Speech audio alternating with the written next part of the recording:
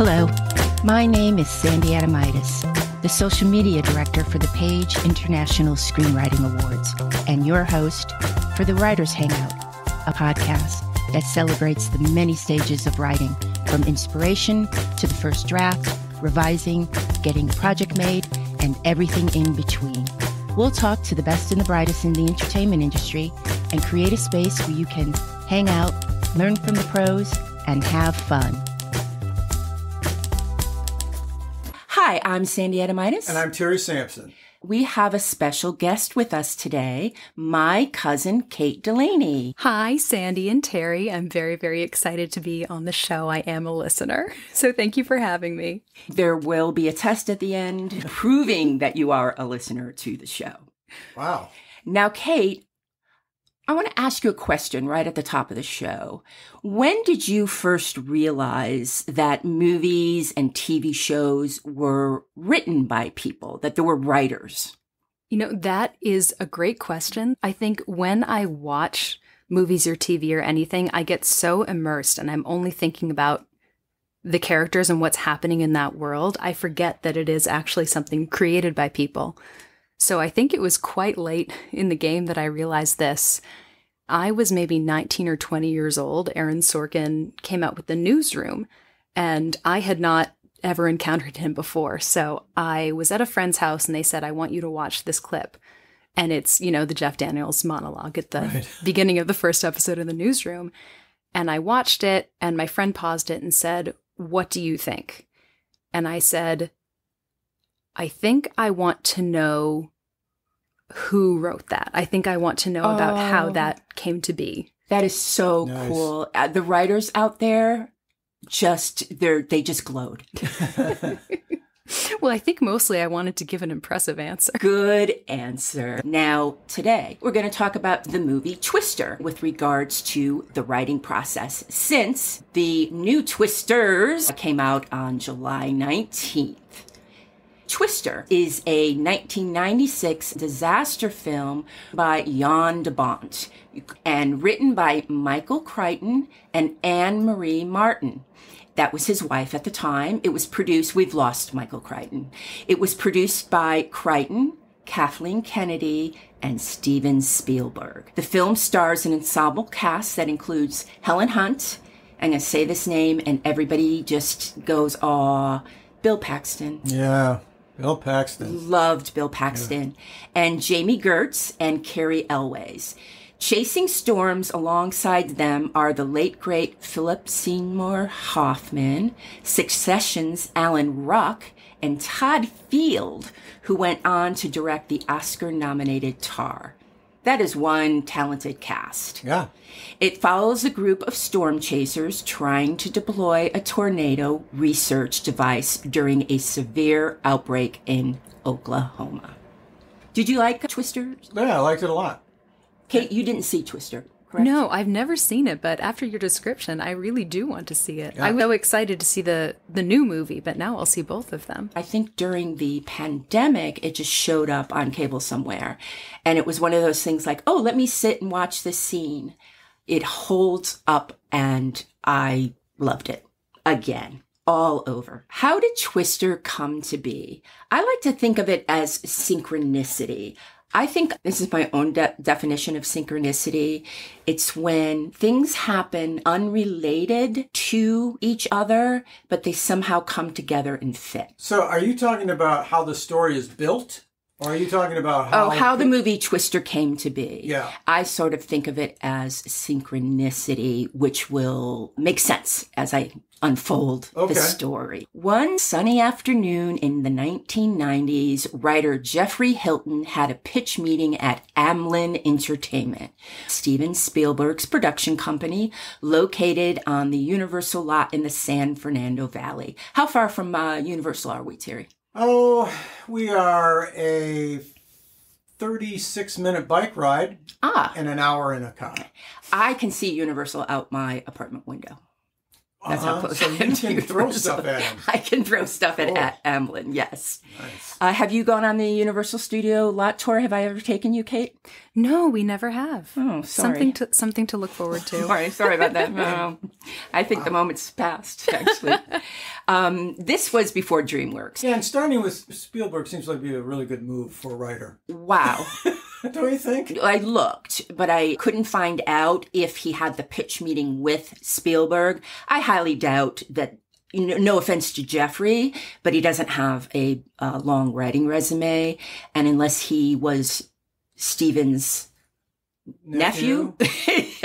I don't know. I think he probably had a pitch with a development person. Mm-hmm. So he had this pitch, and it was a story about storm chasers, and he called it Catch the Wind. What do you think of that title? That's not bad. Not bad for a tornado story. Yeah. Very 90s. Yeah. Flying cows a little bit closer, and probably Twister's the right way to go. Since I have two music people in front of me, can you come up with one line from the love song during Catch the Wind? Ooh. I was thinking it sounds like a very romantic title. There's a love song in that movie? No, we're making it up. Oh, you want us You're to come making up it with up. something? Yes. Oh, okay. And we're going to stick with the wind title, not the Twister? No, it's Catch the Wind. Oh, it's Catch the Wind. Kate, do you have anything? Oh, I feel like everything I'm thinking of is incredibly cliche. I'm not much of a writer. We like that, right, Tara? I'm just thinking, swept away on wings of love. There you go. There you go. I'm with her then. Okay. That works. I know you, Terry, and in probably about 60 seconds, it's going to pop in your head. Just shout it out. Just shout it out. Don't worry about it. So at this pitch meeting, he left a 10-page treatment behind, and it made its way to Spielberg's desk. Spielberg loved the idea of twisters and storm chasers, but not Jeffrey's story. Poor Jeffrey. Spielberg turned to Michael Crichton and his then wife, Anne Marie Martin. Michael Crichton was an author, screenwriter, and filmmaker. His books have sold over 200 million copies worldwide, and over a dozen have been made into films. His literary work heavily features technology and are usually within the science fiction, techno-thriller, and medical fiction genres. As an author, wrote the books that Westworld and Jurassic Park were based on. And he also created the TV show ER. What did you do this week? I cleaned my shoes. Yes. I didn't finish. I feel bad. I lied. I gotta get done. I'm still at it. I think I slept in 3 days this week. Kate, what did you do this week? Well, I'm on vacation this week. Okay, that's right. So I visited some museums, relaxed quite a bit in the sunshine. Hey, wait a minute. You must have gotten stuck in an airport, right? Isn't this stuck in an airport week? I was I was flying so I was caught up. There's a movie. Yeah. It's slow, but it's there. I was very worried. I thought it would be terrible, but actually I had a really nice time. I walked all the way across the Newark airport to go to Dunkin' Donuts. My priorities are straight. Oh, yeah. One of my favorite airports is Newark. I really love that airport, that market area, and I really like it. Yeah, people really don't like Newark Airport, but it has gone under a really nice renovation. Yes. Yeah, I had a fine time. Do you have a favorite airport, Terry? No. Okay. Spielberg and Crichton first worked together in 1993 when Spielberg brought Crichton's book Jurassic Park to the big screen. 4 years later, the two reunited on the sequel, The Last World. Then Michael, again, was responsible for creating ER, which was also produced by Spielberg. Right. Now, after the success of Jurassic Park, the novelist Crichton approached Spielberg gave him a script that he wrote about his 1974 experience as a medical intern. This Crichton guy is just freaking amazing, isn't he? So Spielberg decided to go ahead with the project, but not for the big screen. He decided instead he would make a TV series out of it. And trust me, if someone said you can get a movie made or you can have a TV show for 15 years on the air that you created, I'm going with the TV show for the 15 years because the truck backs up. Yeah. every week and just dumps money on your lawn. And ER, might I remind you, included some of the biggest names in television, George Clooney. He's done well. Yes, Angela Bassett. She's done well. And Maura Attorney. Yeah. You don't know Maura Attorney very well, do you, Terry? Hopefully he's done well. I just don't know. It's a woman. Oh. That should prove right. With that connection, Spielberg parted ways with Jeffrey, and the rest is history. I can only imagine that Jeffrey was paid a substantial amount of money for the treatment, as I can't find an article or any gossip online about how Jeffrey felt about his idea of becoming this big blockbuster movie twister. Well, let's talk with him next week. Yeah, so maybe I'll track him down and see what happened. He probably has something to say if things didn't go well.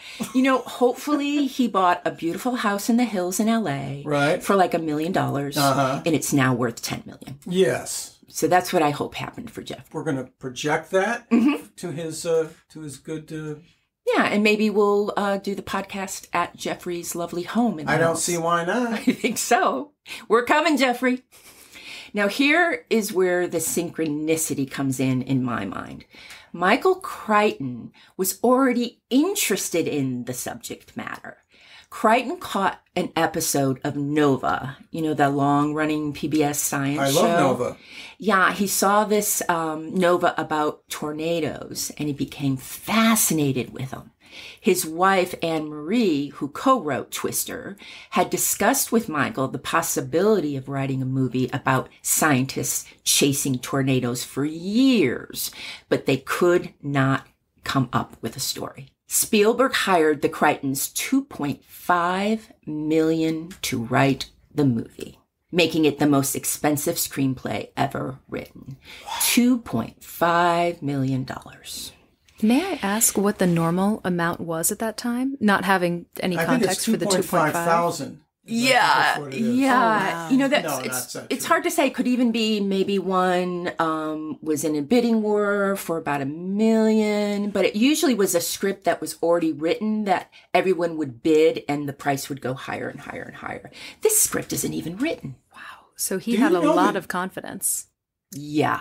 Do you know the general starting point of, let's say, the three of us write a really good Twister script, Twister 3, maybe not, maybe something that we're going to make up, like, how about you living so close to Universal City? We're going to make a movie about that. Right. You toss it over the fence at that. Yeah, we could just throw it and let them read it. Yeah. So we write something, and let's say we go to 50 places, and one person responds and said, hey, I think we might want to, what's the salary then? What do you suppose? I would say under $200,000 for There's a lot of space under 200,000. Yeah. Well, it's unknowns. It's three high. Unknown names that haven't had a movie made before. Right. And to be honest, I haven't been in film development in so many years. That you don't even, I can't. It seems like things have got really over the roof, out of the roof. There's always that one script or idea that just goes out of the stratosphere. And then there's just the everyday sales. I would be guessing at this point. And it's always been an open... But you do have to remember that Michael Crichton is a blockbuster name. Right. Huge. Yeah, he walks in with quite a resume. Nothing wrong with the three of us, but probably not that's quite a resume he has. The husband and wife duo were the only credited screenwriters on the movie, but the script didn't remain unchanged after they wrote it, and I will be getting to that. Back to Crichton and their very rich bank accounts. Now they had to figure out how to crack the script that they haven't even been able to do on their own. Everything came together when Anne Marie thought, why not borrow from a screwball comedy, specifically from His Girl Friday, and crafting Twister as a love triangle taking place amid great stress? Really? Yeah. brilliant, I think. It seems to me that there's a natural growth between the script and the acting and the people interacting. Yes. And it really takes all those three things for me to forget that I'm watching a movie. Right. I'm just watching. That's why you make $2.5 million. Wow.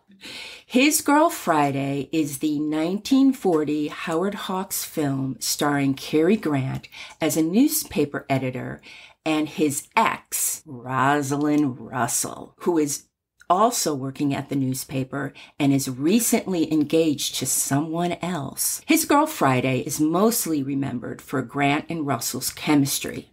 Its effortless, rapid pace, rat-a-tat-tat dialogue. The Twister setup is similar, but with the gender swapping the leads. It's Bill Paxton who has the fiancée. Crichton and Martin wrote the screenplay by acting out the roles and improvising the dialogue and writing down what they came up with. In Twister, Helen Hunt plays Jo, a meteorologist whose father was sucked into a twister when she was a child. It happens. Memory. I think memories should be in Catch the Wind. I think you got to get that word in there. By the end, you guys are going to sing the whole song. Out, sure. She dedicated her life to studying tornadoes and developing a device that was designed to be sucked into the vortex of terrible weather to gather crucial data. Enter her estranged husband, Bill Paxton, who has put his tornado wrangling days behind him, and he's ready to settle down with a new, more sensible woman, Jami Gertz. But Jo, too preoccupied with saving rural Midwestern communities, conveniently forgot to sign the divorce papers. Well, this reminds me of something. What's that? Sweet Home Alabama, one of my favorites. I wonder if it was inspired by this script at all. You borrow from the best. And the great line in Sweet Home Alabama, you're in a bar with a baby. Good line. I got to meet Jami Gertz once. Yeah? And I can't believe I asked her this question, but I asked her what it was like to kiss Jerry Seinfeld, because she had to kiss Jerry Seinfeld. And I remember I had panic in my face, like, what are you doing, Sandy? And she crossed her arms and put her hand underneath her chin. And I don't remember the answer, but she gave me an answer. I hope she said it's like being sucked into a vortex. That's what I was expecting. That's the only answer. Yeah. Now, Michael Crichton was known for not giving out a lot of interviews about his process. He was private about it. The reason why we know so much about the writing of Twister is because Crichton was forced to divulge his process under oath. What? You want to guess why? Anybody? No idea. Sued by a cow?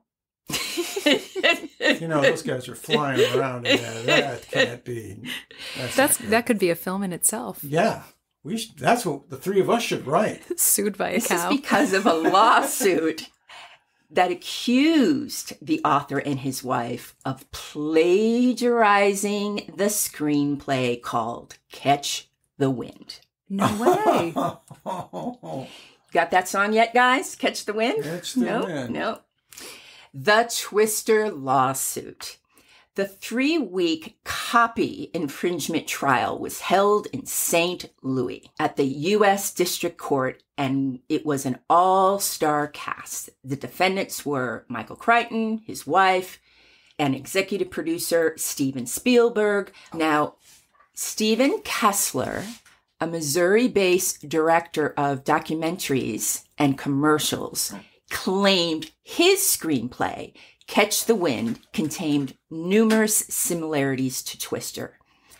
I read about the lawsuit in an article from the New York Times, and I was really confused by the script title, Catch the Wind, because that's also the name of the treatment by Jeffrey at the beginning. Remember that? These are two different things. Two different things. This is a script. The other was a treatment. Two different authors. Wow. Bizarre or synchronicity by Sandy's definition. Now back to the trial. Crichton testified that him and his wife based the screenplay off of Nova and Real Storm Chasers and the plot of His Girl Friday. He also testified that he never heard of Kessler's screenplay until the lawsuit was filed. As for the plaintiff's case, Kessler was forced to concede that there were several elements in his script that were not in Twister, and that there was an earlier Twister script circulating in Hollywood years before he began writing Catch the Wind. Now, I don't think that makes 3. I think they confused the treatment with the script in that last part. I think there were the treatment called Catch the Wind and the script called Catch the Wind. The jury deliberated for 2 hours. What do you think the outcome was? I think he was found not guilty. Right? I would agree. Yeah, they ultimately sided with the Crichtons. Okay. They sent Kessler on his way. Kessler's script also include the love story as well? I don't know. Yeah, I didn't find Kessler's script. I did find the Twister script online, and I will be putting it in the show notes if the writers out there want to read it. Was Kessler a actual storm chaser? No, he made documentaries and commercials. So he was not a storm chaser. Okay. I don't know what Kessler said as his reasons of why he came up with the ideas of his screenplay. I'm sure he gave those, but he couldn't, say Nova, His Girl Friday. Right. I'm sure he didn't have quite that picturesque a beginning, maybe because he was looking for a paycheck. Well, right. And it wasn't the truth that he was speaking, and the Crichtons were. This is just a curiosity for me. Everybody can take 5 and have coffee while I ask this question. So did he establish his script? I don't know if it was registered at the Writers Guild. Okay. Because I'm wondering about where you could pretty much fabricate this whole thing unless you've got some way of saying. It happens a lot. Writers get sued all the time because of similar ideas. And usually it gets arbitrated at the guild. But I guess Kessler went to civil court, and maybe Kessler wasn't even in the guild. I mean, this should have been settled at the WGA. They arbitrate these things all the time. Yeah. The Crichtons may have been paid a hefty sum for their work, but there was more writing to be done. Josh Whedon, do we know Josh Whedon? Sure. I know Josh Whedon. Yes. Buffy. Back in his days as one of Hollywood's go-to script doctors, worked on a rewrite for a couple of weeks, and then he contracted bronchitis. Or he got real tired of doing the rewrites, and he's like, I can't do this anymore. I think I'm done. Steve Zalian, who wrote Schindler's List and Clear and Present Danger, was brought in for a bit. Not for comedy, I assume. Whedon would return, but he left when production started to get married. During production, another screenwriter was brought in, and his name was Jeff Nathanson, and he would go on to write Catch Me If You Can. Oh, that's great. He basically did rewrites on the set, and he said that the producers didn't realize so much stuff would take place in the car, so he had to write dialogue for the cars like, look out, here it comes, get out of the way. Do we need oil? And of course, cow. I was really waiting for one of the two of you to say that. Yeah. You really let me down. I think I've already come in cow at least twice. And my rule is never go the third time. You're supposed to go the third. The rule of 3. No, I left it for Kate and me. Oh, right. Yes, you set us up. Yeah. Kate, he set you up. So writers, everything you watch, everything you read, it is all for your writing. Just remember everything. Get a notebook. I love notebooks. I cannot wait to buy a new notebook. It makes me so excited. And for the young people, Notes app. Kate, do you use a Notes app? How do you take notes? I do a bit. I like to take notes by hand, but, I'll put a shopping list on my Notes app. There you go. Index cards, anything. Google Docs. You can do it in Google Docs. Sure. There's just so much out there. Now, date your notebooks if you do, because I at least know when I've had ideas like, I was working at this job, so I'll go get a notebook from that time. And I'll remember that story idea I had. So definitely date your notebooks. And get a matching pen even. That makes it even really fun. Well, that's a special day, isn't it? Kate Delaney?